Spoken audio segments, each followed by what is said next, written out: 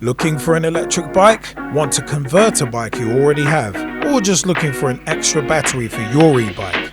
Check out our range at e-bikes.co.uk.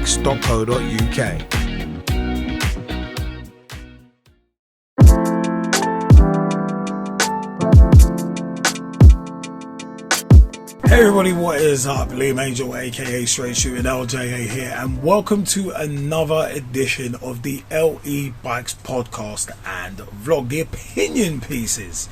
And today, a couple of interesting little things that have come up recently about e-bikes, basically classification and the way e-bikes are treated. Now, couple of different things to go. So in regards to insuring electric bikes and also classifying electric bikes in comparison to classifying regular analog bikes. Now, couple of quick things just to kind of go through in regards to this.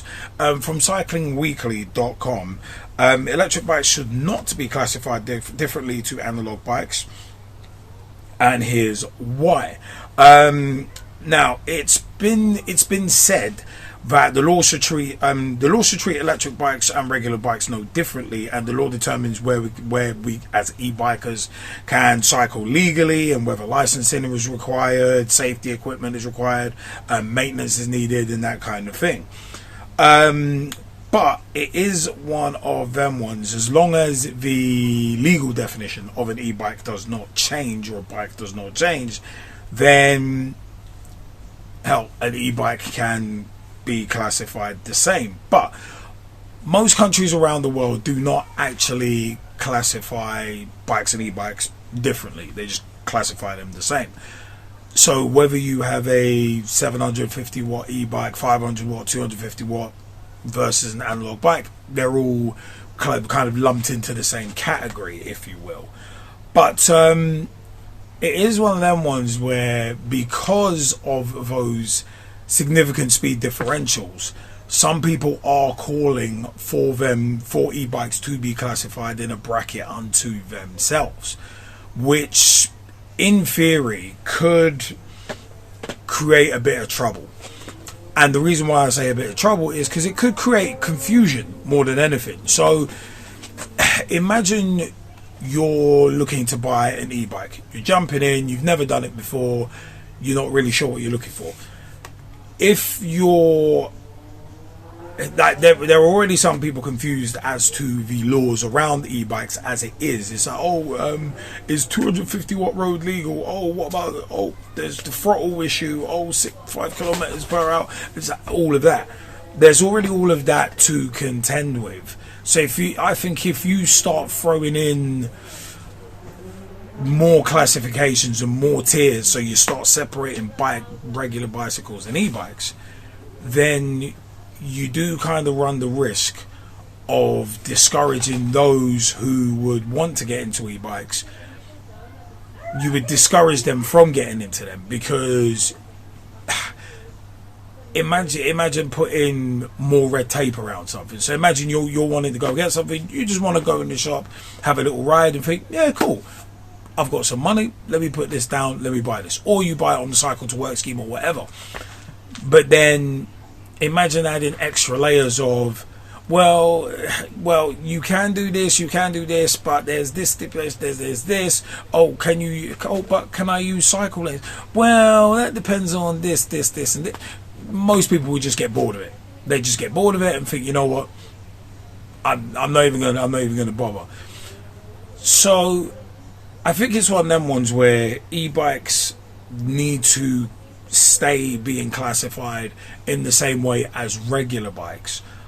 But the one thing I would kind of add differently is, and this is personally, is that I do think wearing helmets should be mandatory on e-bikes, purely on the basis that because it is a motorized vehicle, motorized assistance in terms of vehicle, you do need to take extra safety precautions. So if you're crashing at, say, 14 miles per hour on a regular bike, and you've got an e-bike that the pedal assist cuts off at 15.5 miles an hour, but you get up to 20 just naturally anyway, there's a big difference there in terms of that, boom, that E equals MC squared.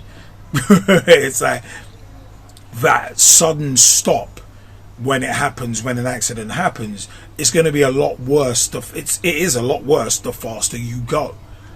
So that's why you've got those speed limit differences in certain areas. In built up areas, you've got a 20 mile an hour speed limit, because if you hit someone at that pace, you could do serious damage, but you might not kill someone at that speed. Whereas if you're hitting someone at 30 miles an hour or 40 miles an hour, you kill them.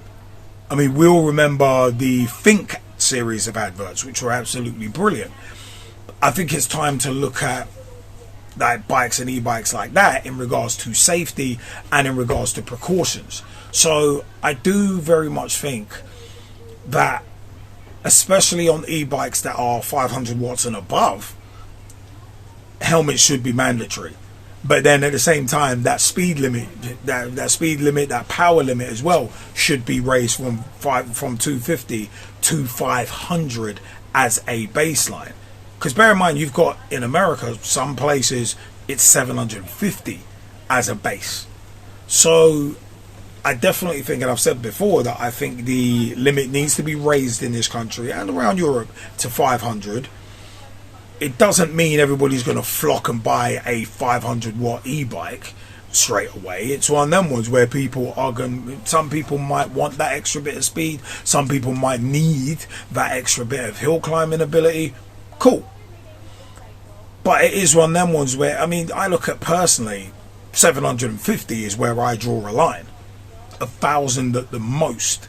And even that is bridging into moped territory very much. But it is one of them ones where you've got to make sure that obviously your maintenance is on point and your insurance. And insurance is another one as well, where I think that bikes, regular bicycles and e-bikes should be subject to the same style of insurance.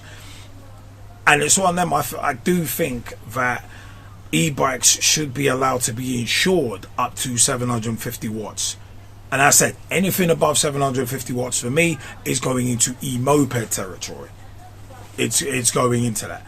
So I said, the way I look at it is, as stands, you can only insure a 250 watt motor with obviously a legal throttle. That's all you can. And even then, there's not a great deal of places that will actually properly insure it. So Lacquer, Sundays, among others, there's not that many. But as I said, I do think that they need to be still classified in the same way, because if you start separating bikes and e-bikes and you start separating them too much, then it kind of becomes a bit of a Wild West. And I said, it will put more people off than it will bring to electric bikes, which is not a good thing. It is definitely not a good thing to start putting people off. And e-bikes are a great source of exercise, and also are green, just like the logo on the shirt I'm wearing, the LE Bikes logo, green. And that is what matters: saving the planet, reducing your emissions, and also as well, in this day and age of cost of living crises and all that, reducing the amount of electricity you're using. So all of those things point to e-bikes being great things, but I just think, don't discourage people by making them jump through more hoops to insure an e-bike, but also as well jumping through more hoops just to buy one. Because it's bad enough you got to jump through hoops on either one. Don't do it on both. So there is a Norwegian style system, which I actually did want to discuss, where in Norway they're trying to classify e-bikes as, well, different on-road than they are off-road. So off-road they'd be basically treated like mopeds, but on-road treated like bicycles. And it's like, well, no, see, again, you're just going to start confusing people more. And it is one of them ones. I wouldn't want to buy a bike and think, oh wait, hold on a minute, I can use this on road, but I can't use this off road. I can use this on a cycle path in the city, but I can't use it on off-road cycle paths without getting hassled or potentially getting confiscated. You know what, bugger it, I'm just not going to do it. Most people will probably just do that, and it's like, you know what, it's not worth the hassle. And then you get a lot of people getting bikes confiscated because they may not have done the proper research. So there's that issue as well. So the Norwegian system that they apparently want to do, I am not a fan of. I do not want e-bikes treated one way on the road and then one way and then another way off it. No, don't want that. I want to be able to ride my e-bike everywhere. I want to be able to ride it on the road, then maybe jump on a path and do it as well. There's got to be a lot of common sense from people on e-bikes, of course. There's got to be common sense, especially on shared paths where it's shared with pedestrians. Don't tear up the path. Don't endanger yourself and others. Be aware of obstacles. Be aware of people. Be aware of the fact that the paths are shared. And that, I said, that's where it kind of comes into it for me as well. That education, there's got to be awareness as well.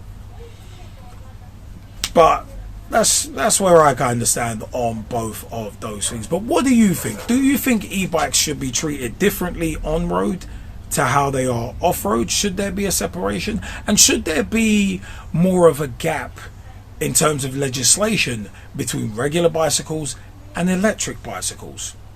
Should there be? Should there be?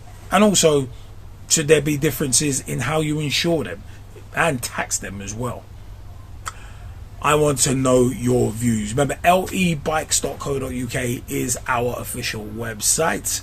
You can get yourself a mid-drive e-bike conversion kit. If you need batteries, you can get those. Displays, so much more. We have all the accessories you need for your mid-drive e-bike conversion. But yeah, we've got so much there. We are a legal and authorized reseller, an official reseller for engwe electric bikes as well. From the EP2 Pro, the Engine Pro, so many other choices. The step through L20 is there, as well as many other engwe bikes. Also as well, YouTube, we are at LE Bikes on YouTube. We're on X, aka Twitter, at LE Bikes Ltd. We're on Snapchat, we're on TikTok as well, for some of our shorter videos, along with Instagram. Check out LE Bikes or LE Bikes Ltd on all of the social networks, facebook.com/LE Bikes Ltd as well. Wherever you are is where we are on social media. We got our tips and tricks series, we got our opinion pieces as podcasts, and also vlogs, both of those on YouTube as well as other places as well, so you can check out all of our content there. I am Liam Angel, and until next time, from all of us here at LE Bikes, happy riding everyone.